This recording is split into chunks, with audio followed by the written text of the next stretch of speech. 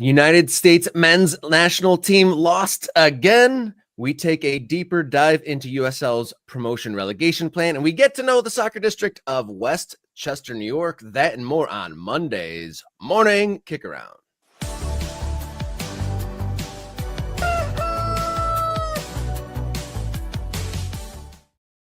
Hello and welcome to the show. The sound of Fran's Peckin' Power means just one thing. You found your way to Morning Kick Around, where we cover the world's favoriteest game from the world's favoriteest country, coming to you live each Monday, Wednesday, and Friday. I'm Robert Kerr. He's Jason Davis. Thank you for joining us on Monday. How you doing, Mr. Davis? I'm okay. I'm trying to not let the real world intrude on my my love of this game that we talk about 3 times a week. So I'm good. I'm ready to dive in. I mean, hopefully we'll find some silver lining for what went down on Saturday with the U.S. men's national team, and I know we have some developments in the world of promotion and relegation and soccer expansion, and those are 2 of my favorite topics. Some good stuff coming up on the show. Also in good news, we are just a few dozen away subscriptions from 2,500 subscribers. Did you know that, Jason? I did not know that. Now I know that. I'm informed. Thank you. You're informing me, Rob. Yeah, just a few subscribers to go until we hit the 2,500 subscribers mark. So that will make us feel good. We did hit the 250,000 views mark. Can you believe that? Just 2 old boys started a show a few months ago, and here we go, 250,000 views. So thank you for everyone that's tuned in so far. Who are we, the Dukes of Hazzard? What's going on? That we're 2 old boys? That's 2 old boys. Just talking that soccer. Didn't mean no harm. Okay. But we do have great segments on the way. You can subscribe. You could be, maybe if you time it just right, you can be the 2,500th subscriber. And if you want to take it up a notch, you can become a member. You can become an MK Ultra.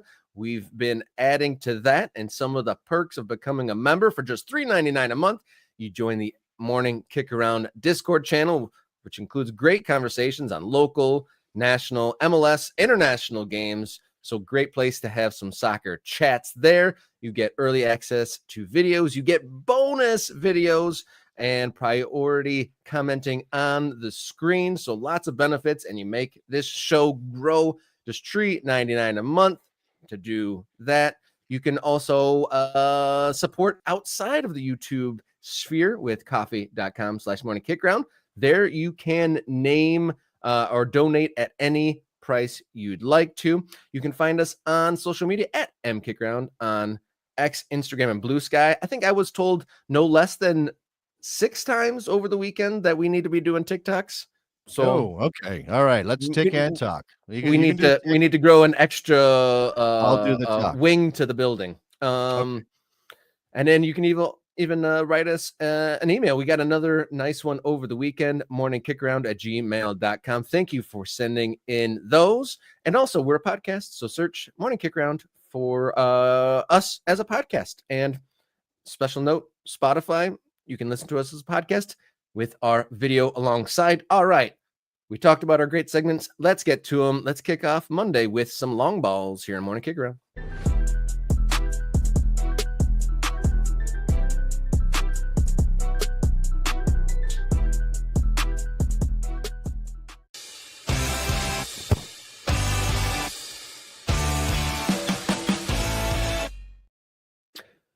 Morning Kick Around Monday, June 9th, long ball number 1, getting us going here this week. United States men's national team, they're in their warm-up games for the Gold Cup 2025 edition. They started with a pre-tournament friendly against Turkey. They fell 2-1. After the game, Tyler Adams and the broadcast in general were spinning the performance in a positive light. Did you feel the same way, Mr. Davis? I don't see any reason to be overly negative. I mean, I'm not going to sit here and say they played fantastic soccer, and they could have been better. But I think by nature of the team that Pochettino had available, what were we to expect? I mean, there were some talented players on that Turkey side. Do not think that was supposed to be a pushover game for the United States, even if they had their best available, and obviously they didn't. No, I'm going to keep saying it. No Pulisic, no McKennie, no Weah, no, these players missing. Serginho Dest leaving the camp. We hope to see him. It didn't happen. So I don't know why you would look at that game and that performance, and maybe you would have liked to have had some more clear-cut chances. I think Patrick Gajimong disappointed dramatically with his inability to do much when he was trying to play back to goal. Jack McGlynn's left foot is a joy. Let's maybe just focus on that for now, Rob. I mean, again, I hope this doesn't mean a crash and burn in the Gold Cup proper. But I don't know why I would take this result and that performance and think that it necessarily informs what we're going to see when they go into that tournament.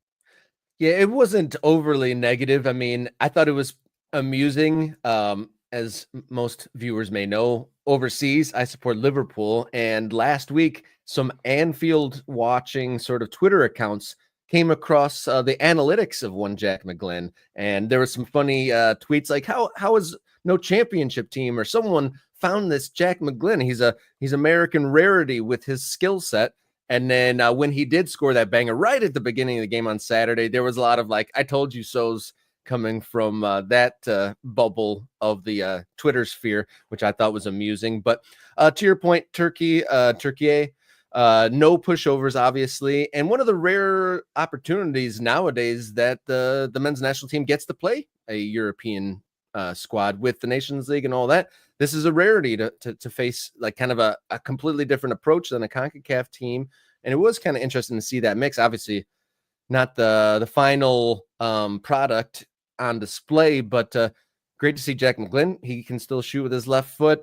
It was good to see a crowd. It was really definitely good to see a crowd compared to Nations League. That we're not totally in at death's door with the fan base with the change of location. I thought that was okay. I mean, it was, and the goalkeeper also was a big surprise to me. The selection of the goalkeeper as well. Yeah, Matt Freese. I thought he did okay. I mean, it was what it was. Again, the first goal that the U.S. gives, and maybe what bothers me most is the way that they gave up goals spaced out by 3 minutes. Like if you're going to give up the first goal, maybe kind of settle in and try to figure things out and get yourself together so you don't give up another goal right away. And of course, it was a terrible, terrible moment for Johnny Cardoso. Yeah, I was going to I had a wry smile when that happened because I know that you haven't been impressed with him for the national team. He doesn't show up for the national team very much. And I thought as even though I checked and I looked at the ratings and I was looking at numbers and he gets credit for an assist, Malik Tillman again disappointed me. And I don't want to be disappointed. I see the kid has talent. And when you watch him at PSV Eindhoven, he is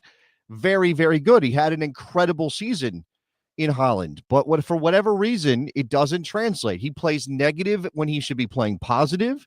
I mean, I wanted to break things in my house at one point when he is maybe 30 yards from goal with space in front of him. And instead of turning, looking up and trying to pick a pass, he plays backwards about 30 yards across the midfield stripe. And I'm like, what are you doing? That doesn't make any sense. And I don't know what it is that gets into Malik's head. And I do think that infects a number of players, that there's something off. I don't think it's a lack of intent or a lack of motivation to go out and play well or a lack of effort. I don't think that's it. There's just something off when they show up for the national team. And it hit Johnny Cardoso in a way that ultimately ended up with the U.S. losing the game. Yeah, Johnny Cardoso, in my mind, I think of his like skill as being able to play in tight spaces and be able to be calm under pressure, and like at least he's got that calm to be able to be somewhat press resistant. But that goal, I mean, he had options left to the right, and instead he did like a hastily just like almost youth soccer, like boot it because I'm being pressured in my box, and he just smashes it off the guy's shin. Obviously, super unlucky where that rebound goes, but even if it deflects elsewhere, that was a bad decision. That was this is look, I'm going to bring up a comment here from the chat. U.S. men's national team total football. Cardoso and Tillman overthink play. And look, we put a lot of that, I did certainly, on Greg Berhalter's approach to management of this group, that he was putting too many principles and asking them to do too many things and over coaching a national team when you bring them in for a short camp, what you should be doing is simplifying. And in this case, it feels as though it maybe wasn't Berhalter. It's something else going on with Cardoso and a Tillman and maybe a couple other guys where they are just when they show up and they put on that jersey, they are too afraid to make mistakes, and then they do things that put themselves in difficult positions, or maybe not too afraid to make mistakes, but again, as you said, overthinking or doing things that are maybe not their normal, not what they would do in a more comfortable club environment. Yeah, I was definitely hoping to see more from Malik Tillman. Hopefully, like I think they said on the broadcast, like how many opportunities are there going to be where this list of player on player on player are absent, and this is your time to shine. And he did not do that. He didn't exactly take over and wow. Definitely didn't put his stamp on this game. The USA continues their warm-up for the Gold Cup on Tuesday, tomorrow night against the Swiss, and then the Gold Cup starts in earnest on Sunday versus TNT.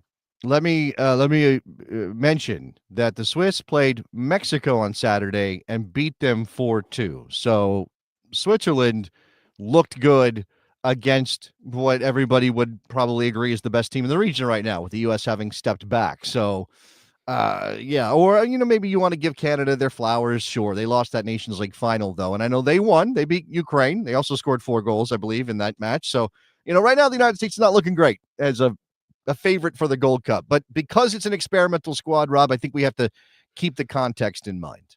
Yeah, context is key. I think they said that this is like three games on the bounce that the men's national team has lost, and that hasn't happened since the Klinsmann era, I believe. The note I saw, but definitely context is key, and none of the games really that Poch has been in charge for yet have been true to form.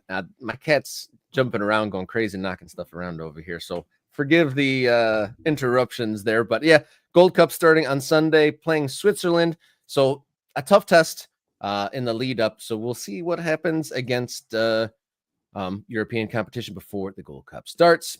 Long ball number 2 here on Monday. Some expansion news from Texas.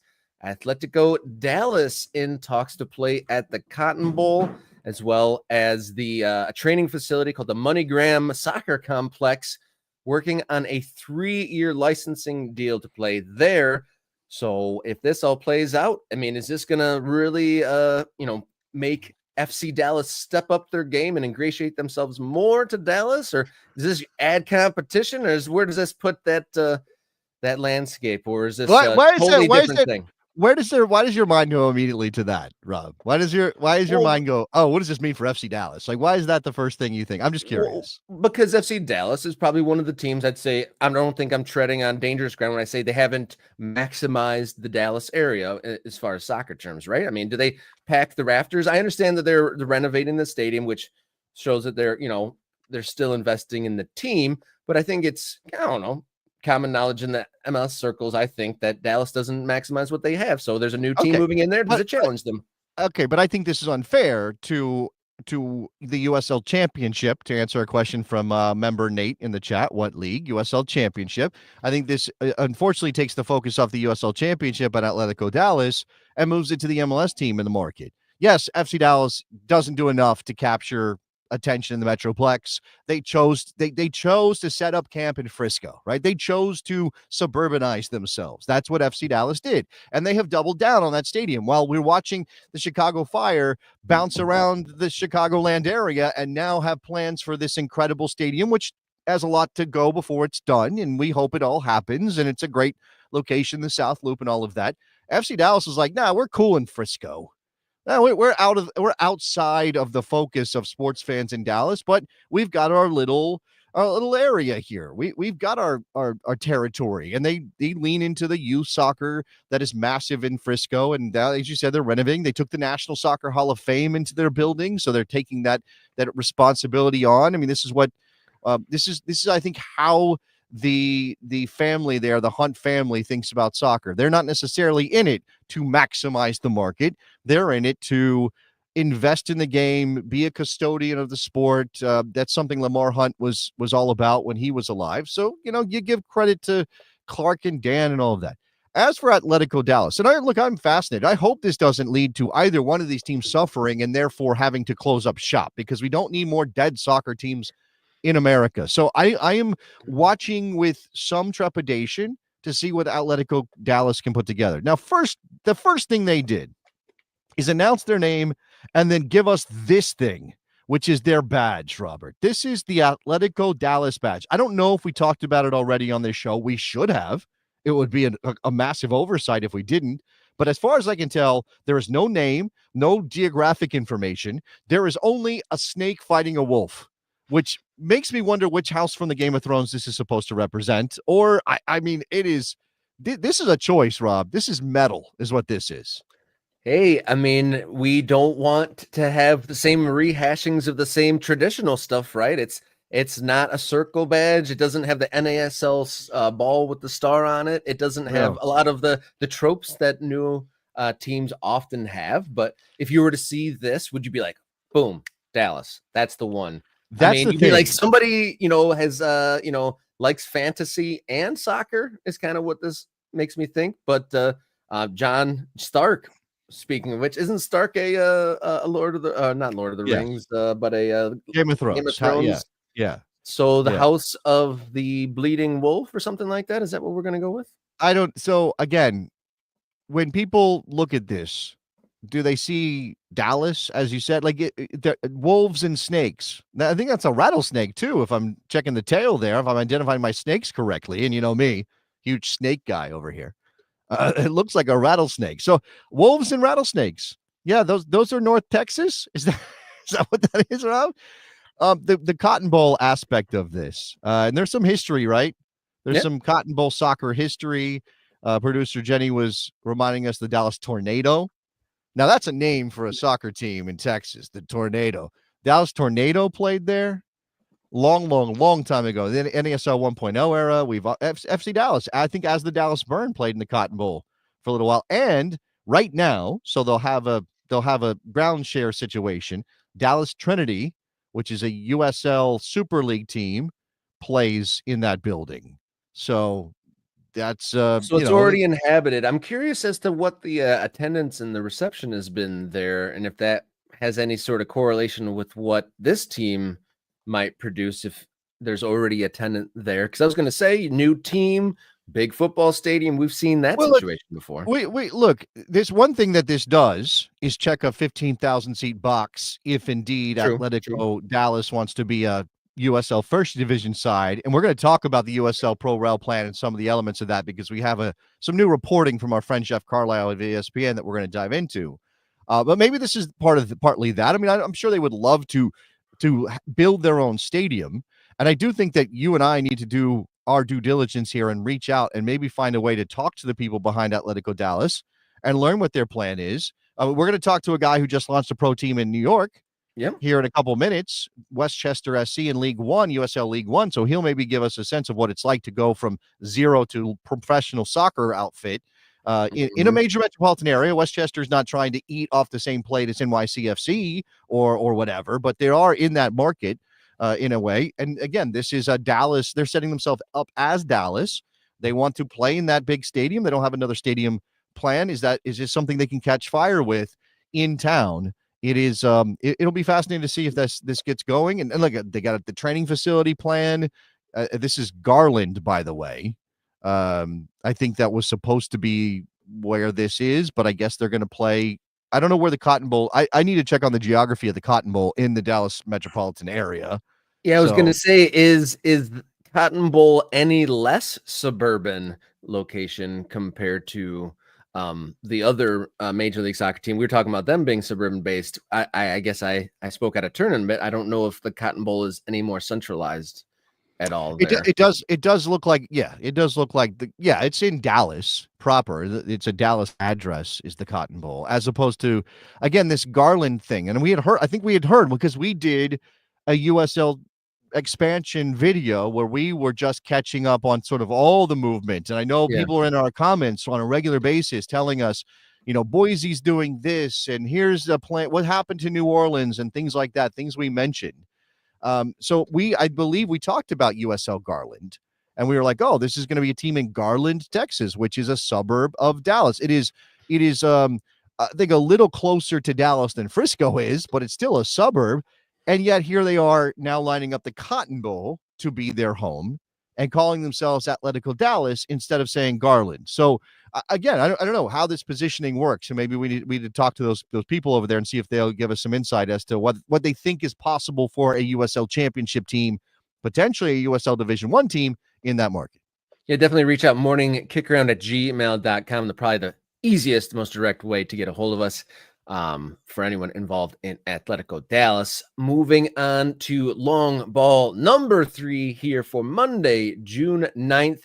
Major League Soccer continued with an abbreviated week of play, despite there being international commitments left and right, remaining with just one loss the whole season. So Vancouver bounces back from their illness. There was a bit of question with how many players were suffering from their return travels from Mexico. Weren't even sure if there's going to be enough fit players for this, but they were able to do so and win handily over the weekend. Last night, in fact. By the way, they signed 7 players from their reserve side, from their MLS Next Pro team, to fill their roster for this game. 7. That's a lot. It was temporary, one of those temporary relief kind of things, short-term agreements. Sometimes you'll see this happen when teams play in the Open Cup and they want to give those kids an opportunity and they sign them and things like that.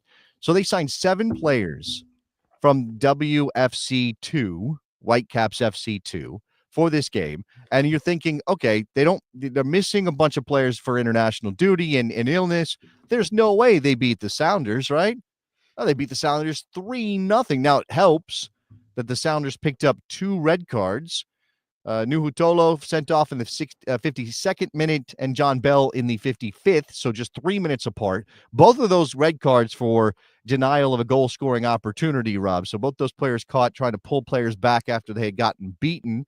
But actually, Vancouver had taken the lead before Nuhu was sent off with Javan Badwal, a 19-year-old Canadian, scoring the opening goal. They get a goal from Daniel Rios, the 30-year-old Mexican who's been around a bit. And then there's a Krylock penalty in the 88th minute to see off the Sounders. And man, credit to the Whitecaps for finding 3 points that I don't think anybody thought they were going to grab. They go top of the Supporter Shield race with this one, Rob. Yeah, that's wild. That's definitely wild. Yeah, we weren't sure, what was going to happen, but they signed backup players. That's a funny pitch, actually, for MLS Next Pro. Hey, kid, do you want to sign for a team that in case the entire team goes down with illness, you might get a temporary contract with the big team? Tough selling points for MLS Next at times. You got to imagine for players that are really knocking on the door for the first team.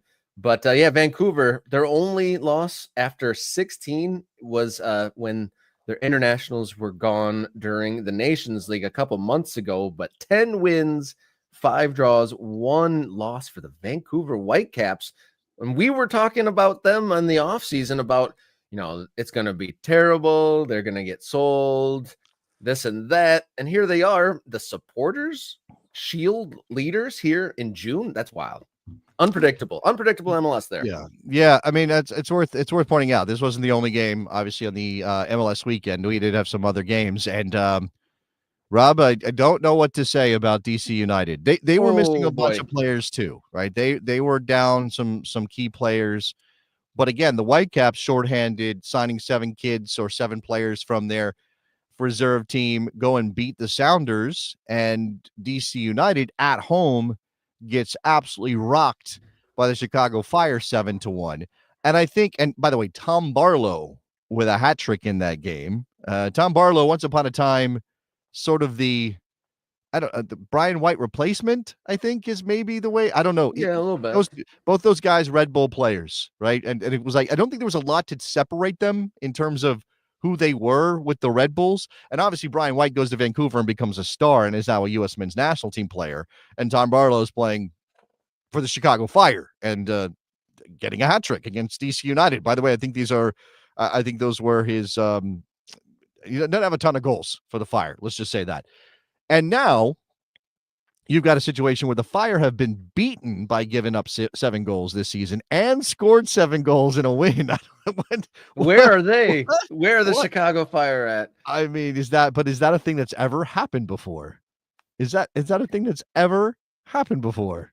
I feel like a couple seasons ago over in the EPL, I feel like Southampton might have had like a 9-1 loss and a 7-2 win or something like that. I do believe that there was something like that, but I don't recall that in Major League Soccer. And in so close in proximity too, that was only a few match days ago, but the 7-1 insanity, and you got a feel for the 16,000 plus reported in attendance there for that game. Imagine spending your Saturday.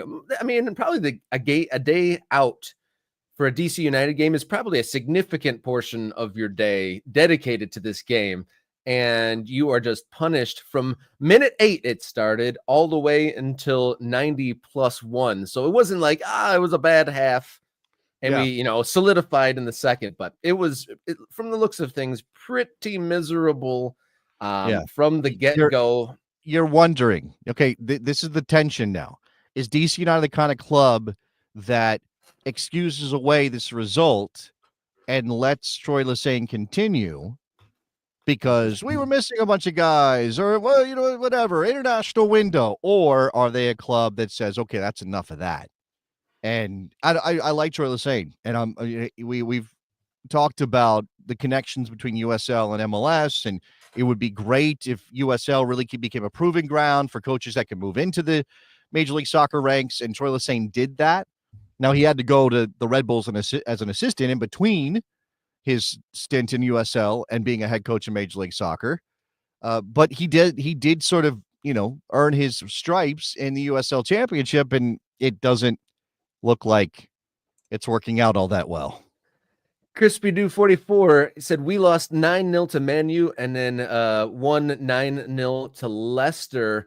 Who's the we? Remind me who the we is there. But wow, what an 18-goal swing there. That's quite the full range of emotions there. So Vancouver top.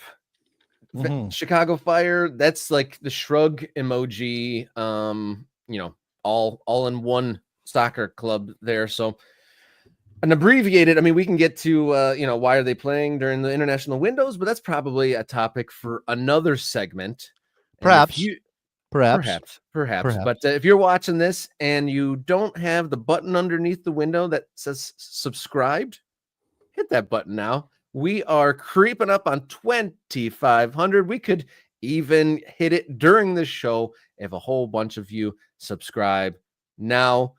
You can also then take it up a notch, $3.99 a month, become an MK Ultra, become a member of the channel. And with membership, you can get priority access to videos, early access to videos, priority commenting, a lot of the comments on the screen coming from MK Ultras.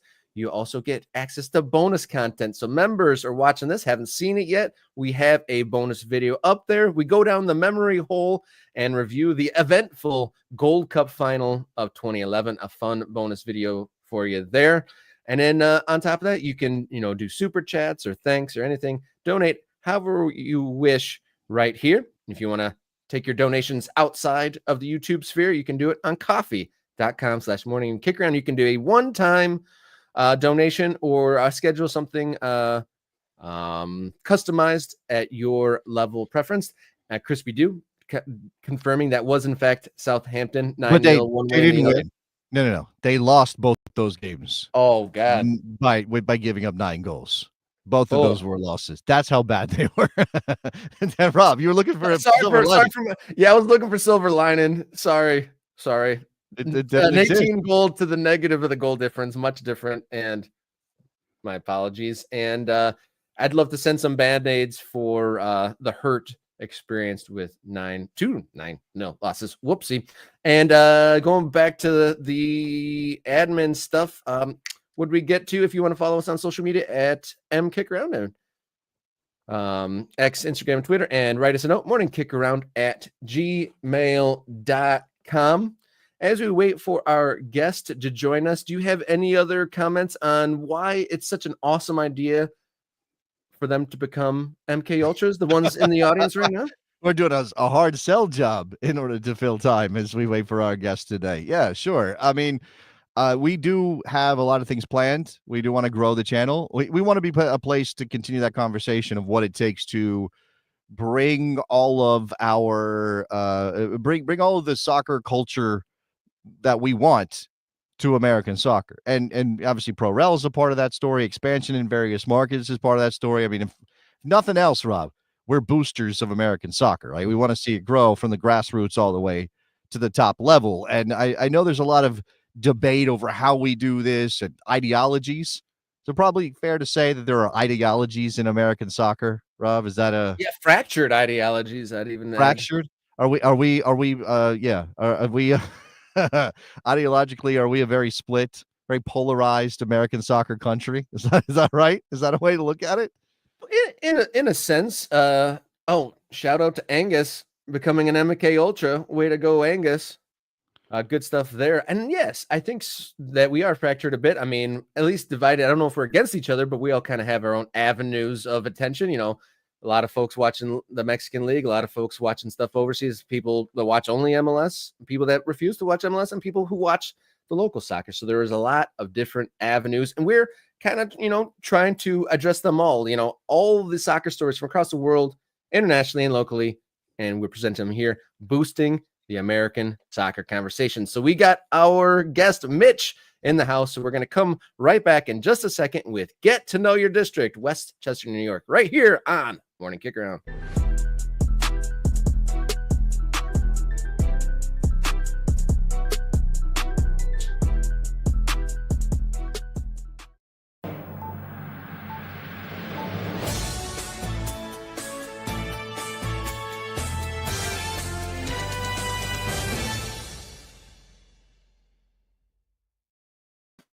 Hello, this is the latest segment of Get to Know Your District here on Morning Kick Around, and very honored to be welcoming Mitch Baruchowitz, the principal owner of Westchester SC, playing their first season in USL League One. We met briefly in Detroit for Open Cup in the spring. Great to see you again, sir. Welcome to the show. Thanks for having me. It was great meeting you there.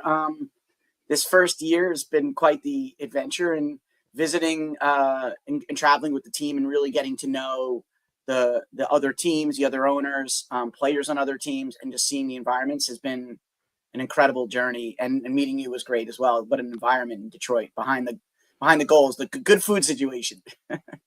There you go. Mitch, I have not met you in person. Nice to make your acquaintance here on Morning Kick Around down here in Northern Virginia. Don't get to Detroit enough. I guess I need to get to Detroit, Rob. Is that what we're okay? That's what we're talking about. Maybe I need to get to Westchester. Richmond's a great environment too, by the way. I haven't been to Loudon yet, but Richmond, heck of an environment. I had a great time with Rob Ukrop. Oh yeah, absolutely. He's a legend in Richmond. Absolutely. Yeah. That's great. Obviously, Richmond is. We can talk about this. I want to talk about the league. I want to talk. So sure. I don't want to make it too complicated. And we just got done talking about Atletico Dallas getting their stadium maybe together as they want to go into the USL Championship there in North Texas. We last week had a discussion about some of these USL 2 teams and NPSL teams that are driving big attendance numbers. Could they go pro? You are living the journey here, starting a professional soccer team in America. So I guess my first question is why? Why did you want to do this? That's a great question. And to this day, I don't have like one answer. I think what happened is I had started looking at sports investments in my career. I was running a fund. I still run this fund called Merida Capital. And I was looking for things. I'm always looking for interesting thematic ideas to really grab onto. And I became so I'm going to go a little bit back, because if you understand the mindset, it kind of leads to how Westchester is being run. And so I'll definitely draw the loop for you. But so it started, I was looking at sports investments, and NILs really seemed to me the most interesting thing in the sports landscape because of streaming and multiple platforms. You knew college football, you knew it's just too big of a money thing not to change based on NILs. And so I started looking at what would be business models that could radiate off of that original idea, right? NILs is going to change a lot. There's going to be a realignment, all this stuff. So I'm looking at just any sports. And I met someone called, his name's Andrew Petcash. He's like a prodigy when it comes to sports media and monetizing things on TV. And so we started looking at platforms that are changing based on based on viewership and or like sports that are changing. And we really came across like, oh, the USL is kind of an interesting thing. It's on ESPN Plus. The Apple paywall for us didn't make a lot of sense for MLS. It makes great sense for money and owners. But from viewership, if it's all about building the funnel, and if you believe that bigger funnel and higher volume leads to more revenue down the road, then the Apple TV deal, it's not clear that the long-term greedy idea works. The short-term definitely works, right? You get money every year. So we started looking and we started getting decks from soccer teams. And so I looked at the Central Valley Fuego. I saw the San Jose Quakes. I saw some other decks from USL 1 teams. And I started saying, it's pretty interesting. Okay, maybe grab one of these California teams that looks like they need money, move them east. I saw AV Alta's deck, and I think David Hart and John Smeltzer have done a great job there. So it's a better thing that I didn't invest in that probably because Westchester wouldn't exist. But I ended up eventually seeing a deck from a guy that was called 212 FC. And his name's Danny Decker. He's my co-founder. And now Westchester is 914. So, he's from the Netherlands and he spent some time here. But I saw the deck, and what I saw was, okay, you can just go to the USL and actually negotiate directly. Like, you don't have to buy a team. This isn't like a limited, finite landscape. And when I saw that, I started looking much deeper into the USL. And as someone who grew up on Long Island, I knew about the Rough Riders and the A-League and, and some of the other iterations of the US Pro Soccer other than the MLS. But it didn't occur to me how fragmented it was. And I didn't realize how much the USL had progressed in the last 5 or 6 years. And when I started to look in, I said, this is a pretty interesting opportunity. So the why was Westchester is a soccer crazy place. Every kindergartner, I think 95% of kindergartners play in that like little youth rec. And then the funnel gets smaller over time, but there's more than 5,000 people in this region paying for what everyone talks about, pay to play in elite academies. So you're talking about $20-30 million of elite spend, another 20 million of rec spend. You're talking about a place that spends like $70 million a year on youth soccer, essentially. Mm-hmm. Mm-hmm. So the market was there. And always, so the biggest thing, and this is going to sound a little corny, but I hope not to you guys, because when you think of your two local teams, Detroit's built on this passion, this local passion. So you get that.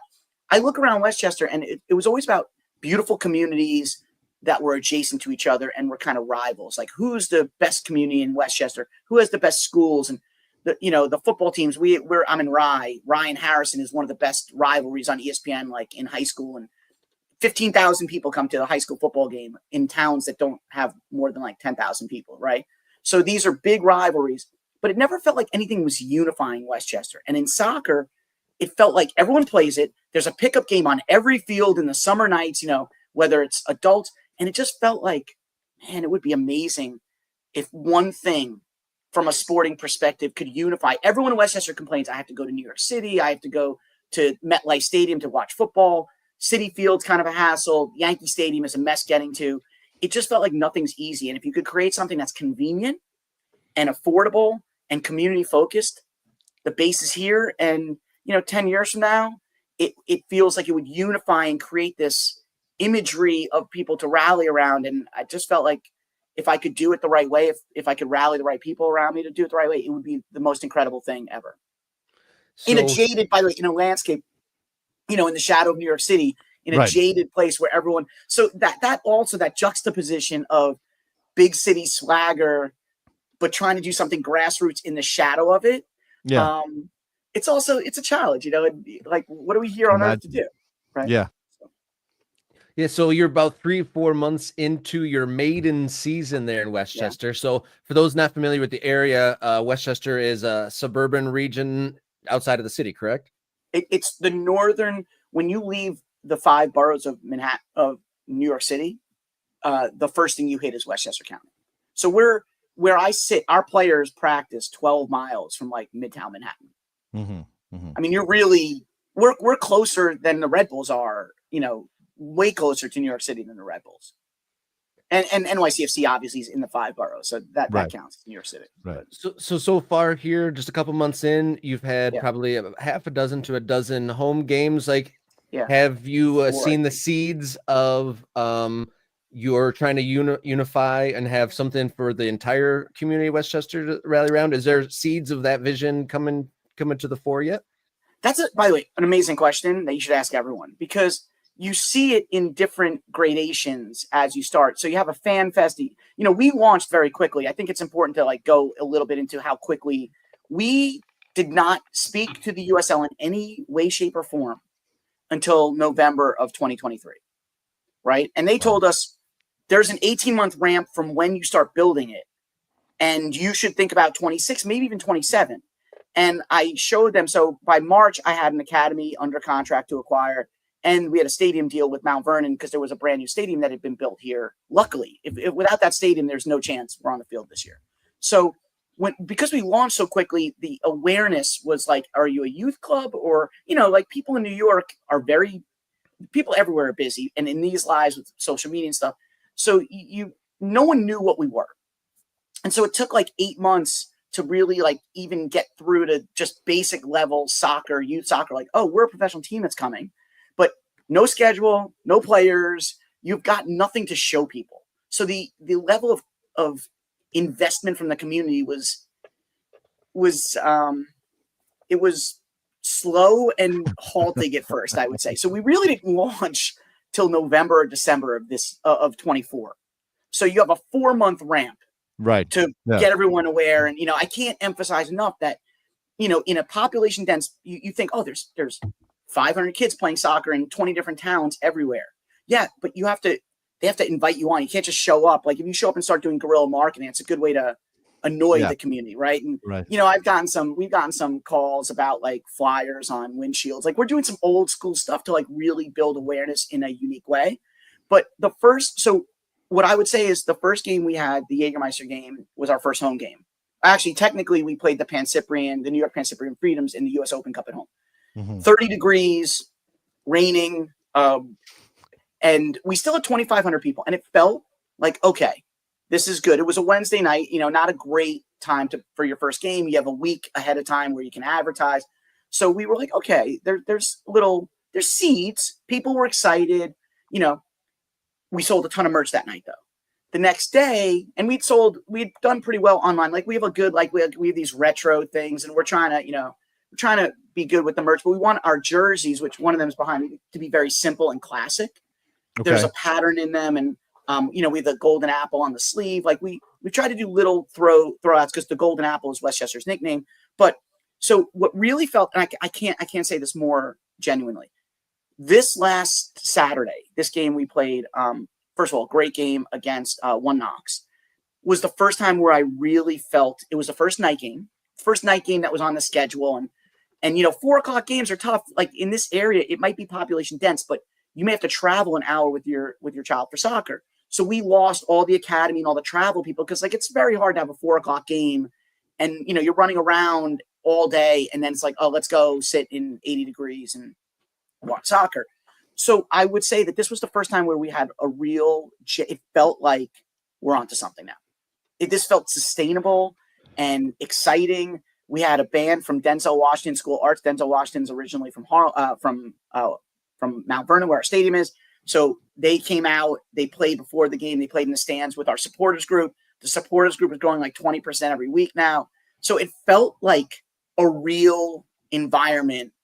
And the thing that was most exciting is the people over the last 2 or 3 home games. We've only had 4. So this 4th home game, a lot of people were walking in that didn't have any gear on. And you would say, well, that's a bad thing, isn't it? No, it shows me that we're actually reaching people that haven't previously been in the stadium. And that, to me, seeing a few people stop me and recognize me because on Instagram, and I try to be really involved. I had a t-shirt gun that I was showing off before the game, and there was an Instagram about it. So they're like, we just want to thank you because this Westchester really needed this.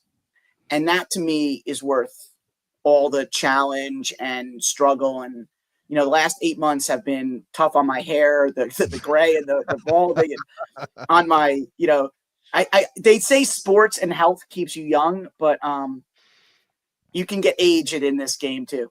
Yeah, when I was speaking to Sean Mann during our U.S. Open Cup game, the years can get quick. I met Sean Mann when he had a full head of dark hair.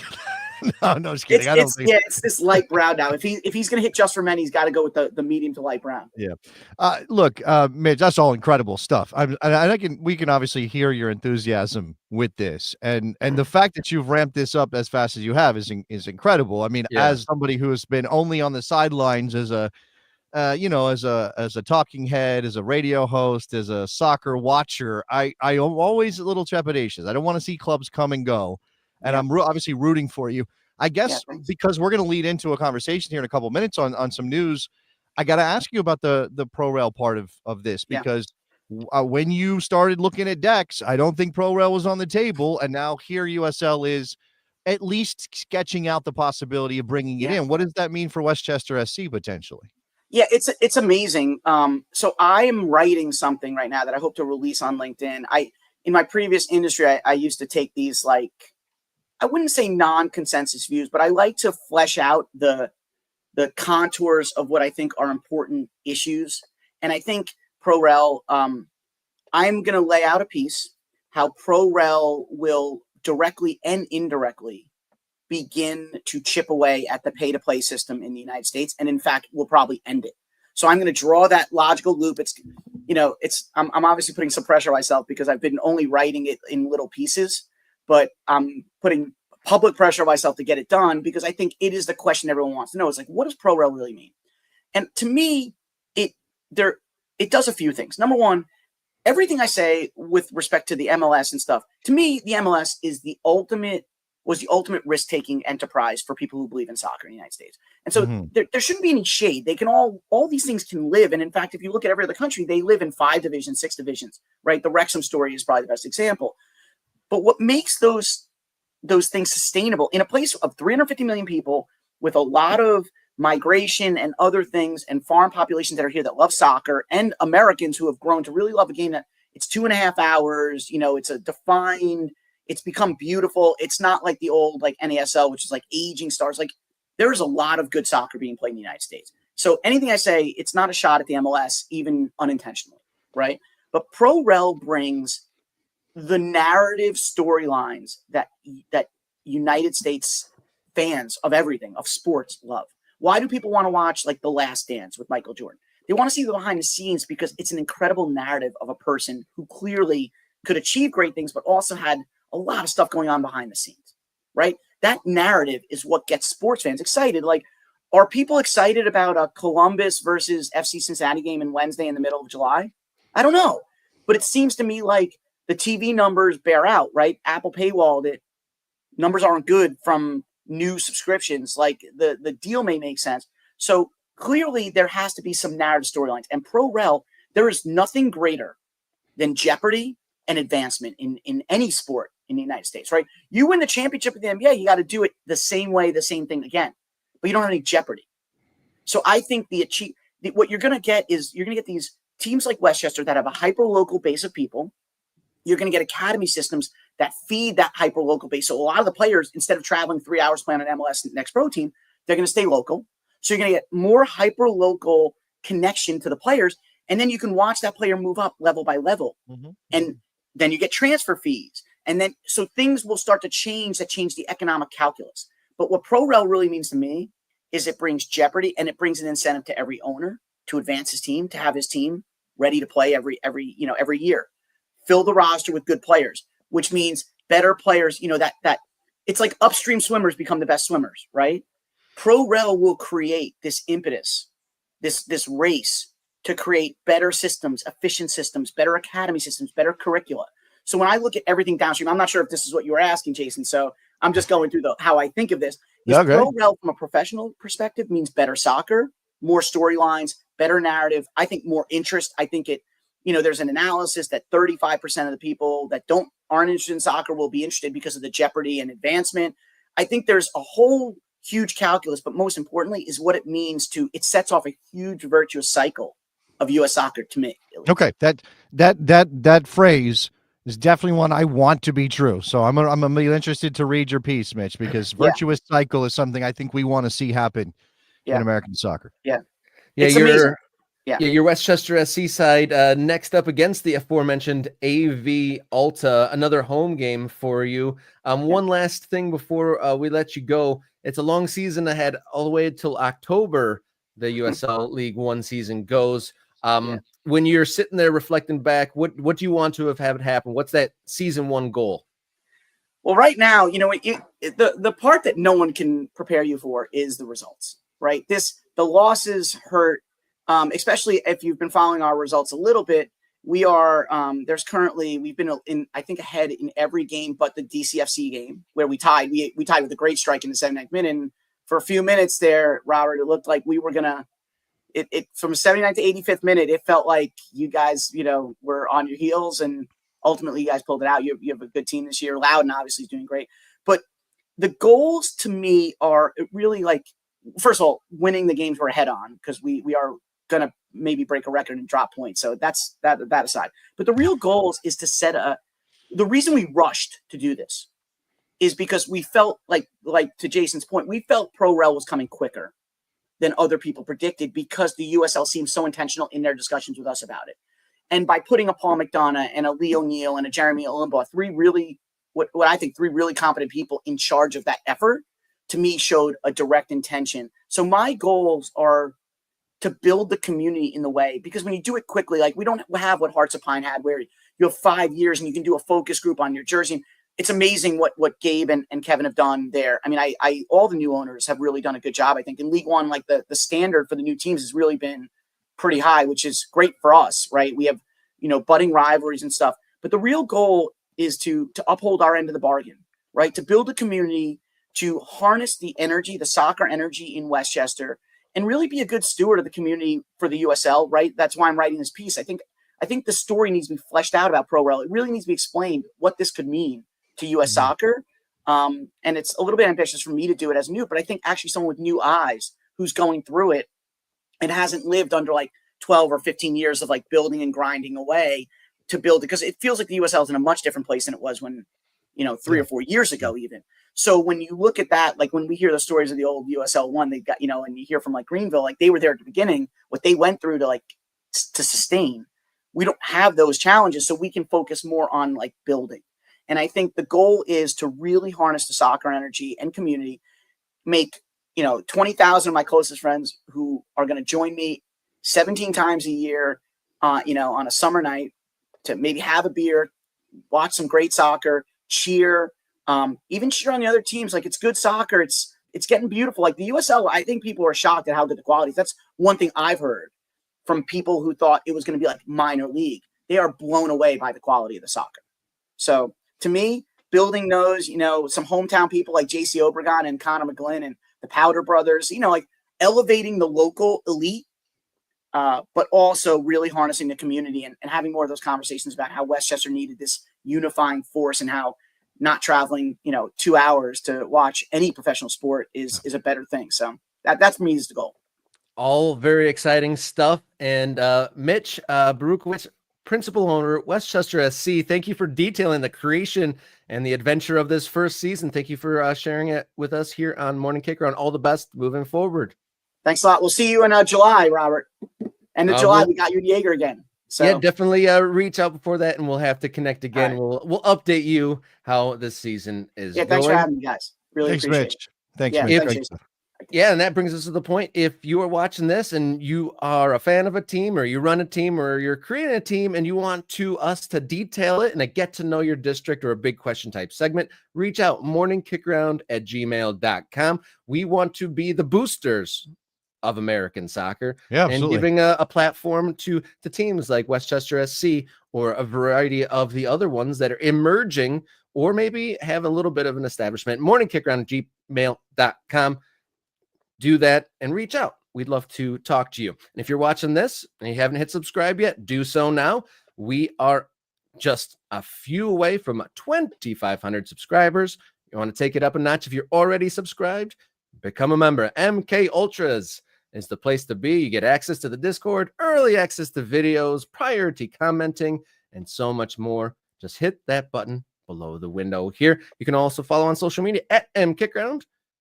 There you go, X, Instagram, and Blue Sky, and find us on your favorite podcast platform. All right, we're going to come right back with our final segment of the day. Here, our big question on Morning Kick Around.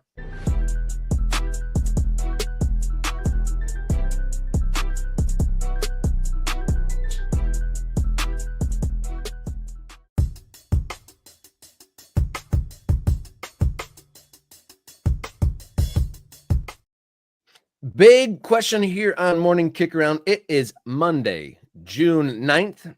ESPN FC's Jeff Carlisle wrote a very in-depth piece on the state of USL's promotion relegation plans.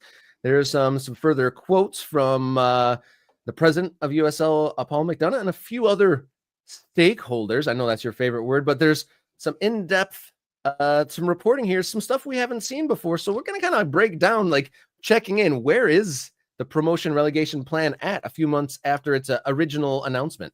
Yeah, I'm like, I'll pull back the curtain a little bit on Morning Kick Around this morning. When we were planning this segment, Rob was saying, why is this coming out now? Why is this story dropping in June when the Pro Rel news came out in March?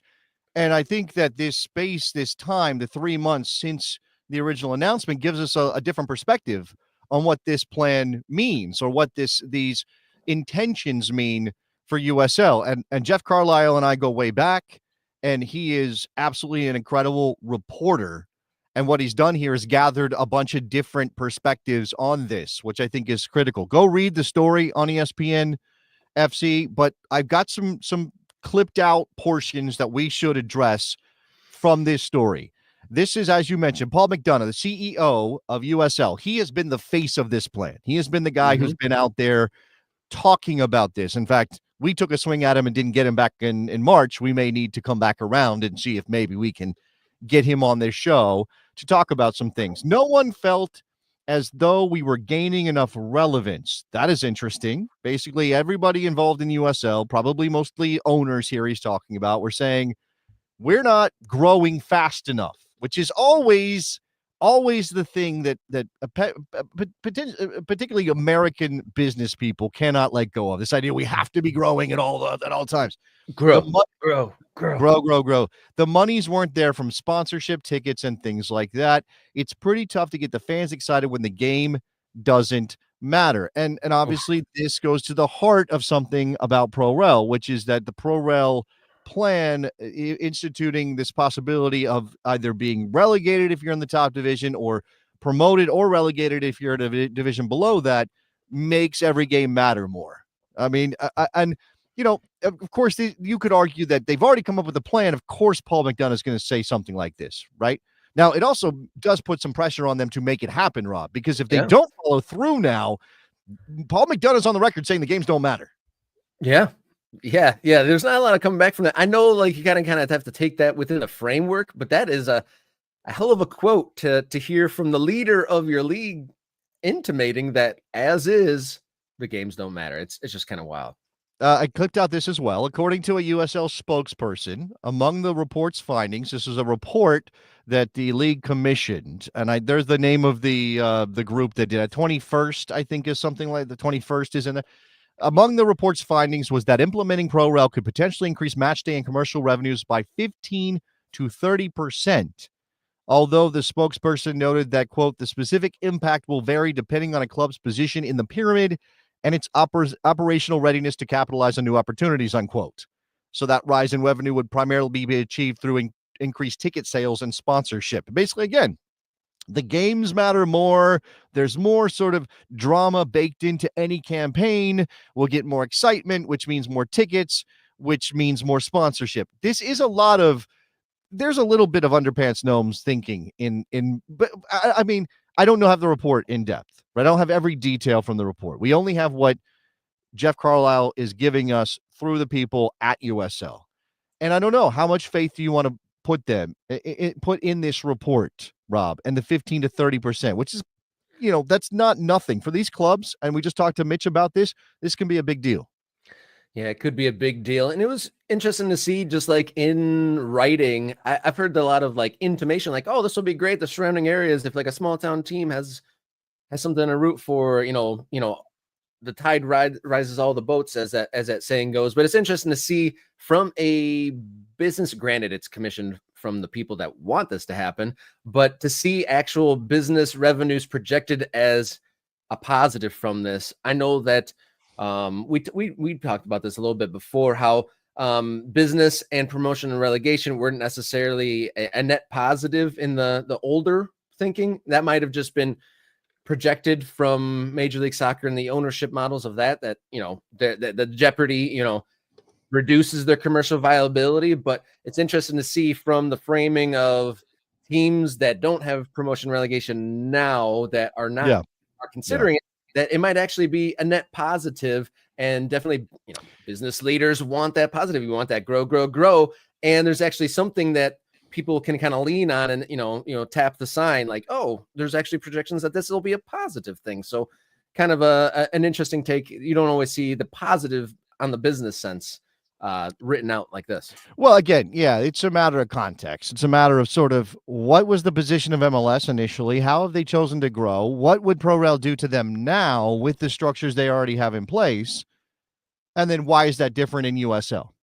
And so, by the way, this piece goes in depth on some of the structural elements of USL, which includes the way that, and Mitch talked about this, right? You don't have to buy an expansion franchise through there are different mechanisms for getting involved in USL than there are for Major League Soccer. And that's a major part of this. So here's more from McDonough. According to McDonough, the announcement has resulted in an uptick in interest on the business side. He recalled how one ownership group said that a potential investor was now willing to quadruple their investment because of the allure of climbing the USL pyramid and the possible increase in revenue and fan interest that would come with it. He also says that sponsors who weren't interested before have now returned to the bargaining table. I mean, he's only going to paint a positive picture, so we should keep that in mind. Paul McDonough is not going to tell Jeff Carlisle, well, we had some people drop out because ProRel is not something they want to be involved with. He's not going to say that. But I do think there is reason to believe there is actual interest. And I will also say that part of this, and give credit to a lot of the ProRel zealots in American soccer. You know, I don't want to name them. Some of them have been very mean to me over the years. Okay. And not all nice people all the time. And certainly you could put this on. You've traumatized this man, zealots. You've traumatized this man. No, I'm fine. I'm still doing the work. But you could also give credit to Welcome to Wrexham, or just the fact that we've had now, I would say, 25 years of Americans at some reasonable level interacting with ProRel structures in European football. And you know, there are other places that do it, but that's primarily the prism through which we understand soccer and ProRel, right?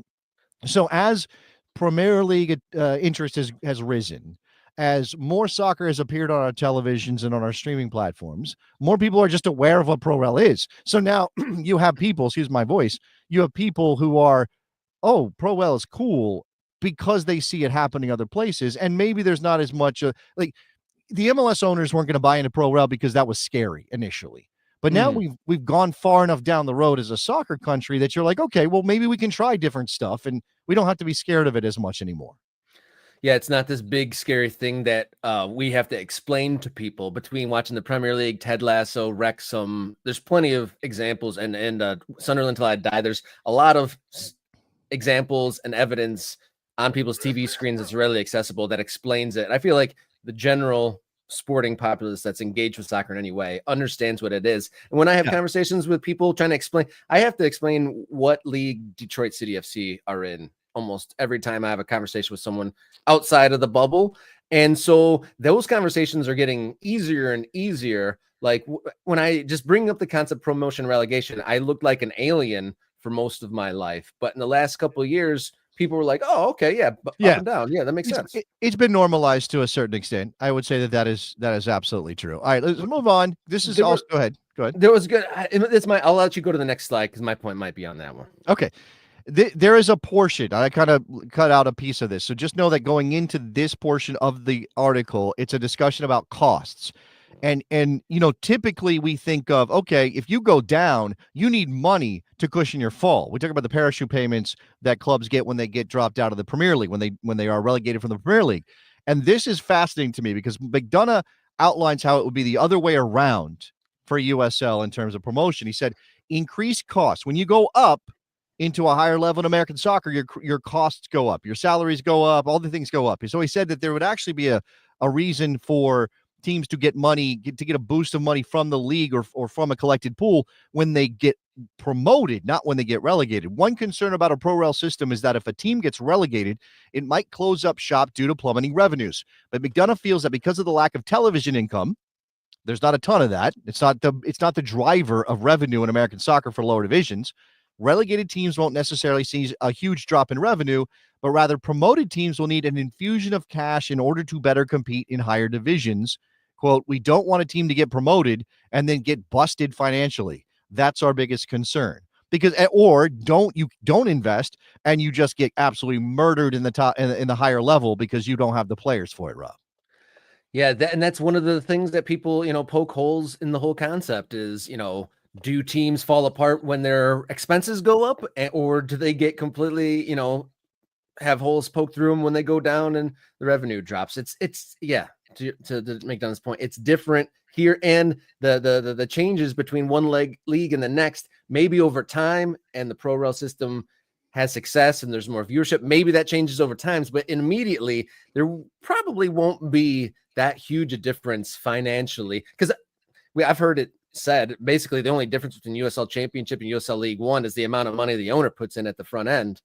So if the TV deals aren't different and they kind of make it equitable, those at least in the short term, as it's laid out here, those jumps between divisions shouldn't be as earth-shattering financially, positively or negatively. Yeah. I mean, again, a lot of this is still conceptual. So there's this discussion about also about how money is shared in the USL, because again, the league structure is very different. There are two principal owners of the league.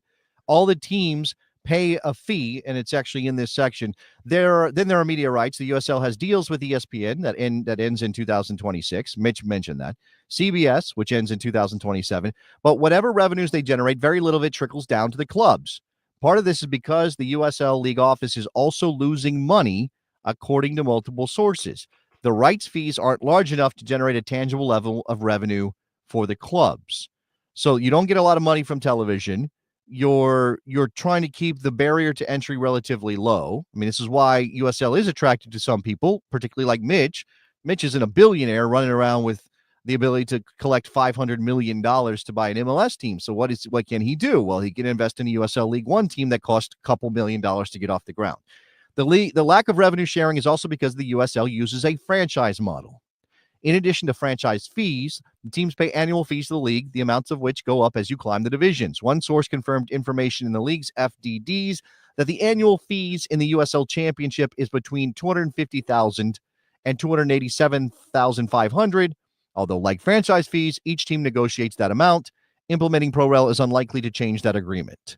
So again, this is an issue of how does ProRel work if you don't have a revenue sharing situation, which, I mean, you can obviously poke a lot of holes in Major League Soccer single entity model. And I certainly think that the league has matured past that and should be thinking about a way to break that up. But for a very long time, it shared the risk. It mitigated the risk for any one club because everybody was in it together in this situation. And what we would be concerned about is clubs dying, whether because they go up and they can't eat the cost that now it takes to play in that higher division. I mean, obviously, you would imagine maybe we'll make more in ticket sales, but some of these teams are already doing very well in terms of numbers. What are you going to raise your prices? Now we get into that vicious cycle, Rob. Yeah. What was the terminology that Mitch from Westchester used for the positive cycle? Virtuous, Rob. A virtuous cycle. That's an interesting one. I'll put that one in the memory bank. So the note I was going to throw in earlier, talking about the familiarity with promotion, relegation, the system on a whole, and for those getting kind of impatient because we want this to happen now, right? But in actuality, this is moving quickly in a sense. So something I pulled from this, that there was a USL league owners meeting in May 23 to discuss ProRel, but everyone said they were not ready and it kind of fell flat. Not a lot of traction at all to the group on the whole, but it took the Rhode Island FC owner, Brett Johnson, who wasn't even a team at that time, still in the precursor. He made a presentation and led to other conversations, which tipped the balance to where USL then decided to take the plunge. So as early or as recently as 2 years ago, promotion relegation system was a non-starter here. And so while we might be getting impatient because we pay attention every single day, and some, avid supporters and watchers, want it to happen tomorrow, in 2 years, this went from a non-starter to we're doing it. So it was a positivity there on that outlook to make it happen. Again, I think a lot of this, and I'm not blaming anybody, I'm not saying this is the wrong response, but I imagine a lot of this was appealing to these owners and these investors' sense of we want to be different. Like, what is our path to growth in American soccer? Are we just going to sit in the wake of Major League Soccer and sort of exist in the same general milieu and say, oh, well, you don't have an MLS team next door, come watch USL. It's like minor league soccer, right? They don't want nobody who buys in when there is not already a minor league structure in place. Like, if you buy a minor league baseball team, Rob, it's a minor league baseball team. And that the economics of that are that you're supposed to have an agreement with a major league club, and they send you players, and then you sell little hats with ice cream in it. That's your economy, right? That's how you make a minor league baseball team work. Soccer does not have any of that stuff pressing down on it. So everybody who buys a soccer team thinks of themselves as Jerry Jones. They think of themselves as as the owner of the New York Yankees, right? They're not thinking, oh, I've just got to live in this little tiny world. They're thinking, I'm a big fish in a small pond, maybe, but I'm still a big fish. And so you're appealing to the egos of everybody involved. Why wouldn't you want to try to take your team wherever they live, wherever you play, up to the top division? And we'll give you a structure for it. I think it makes a lot of sense. Kudos to Jeff Carlisle for digging in, getting a lot more background and details on this matter. And we'll keep on following the story as it progresses.